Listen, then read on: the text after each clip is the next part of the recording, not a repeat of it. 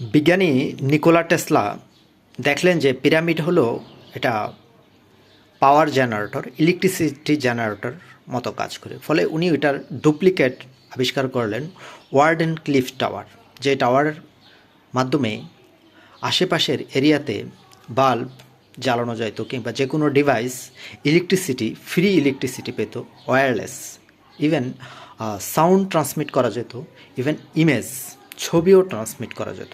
কোনো মানে তার লাগবে না, কোনো এনার্জি লাগবে না। এবং এই ওয়ার্ডেন ক্লিফ টাওয়ারটা কানেক্টেড ছিল আর্থের সাথে এবং অ্যাটমসফিয়ারের সাথে।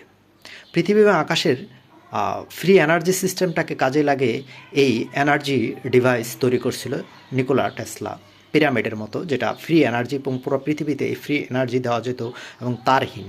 এবং এটাকে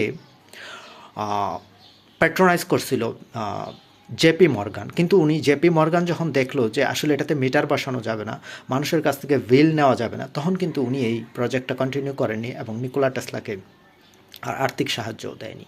পরে টমাস আলভা এডিসনের যে বিদ্যুৎ ব্যবস্থা সেটা চলে আসলো, মানে খুঁটি বসানো হলো, মিটার বসানো হলো।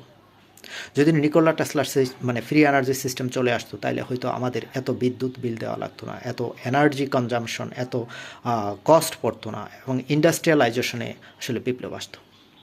কেউ না কেউ আসলে এক শ্যাডো গভর্নমেন্ট, সিক্রেট গভর্নমেন্ট অলওয়েজই কাজ করে গেছে স্পিরিচুয়াল পাওয়ারটা যেন সামনে না আসে, মানুষ যেন ফ্রি না হয়ে যায়।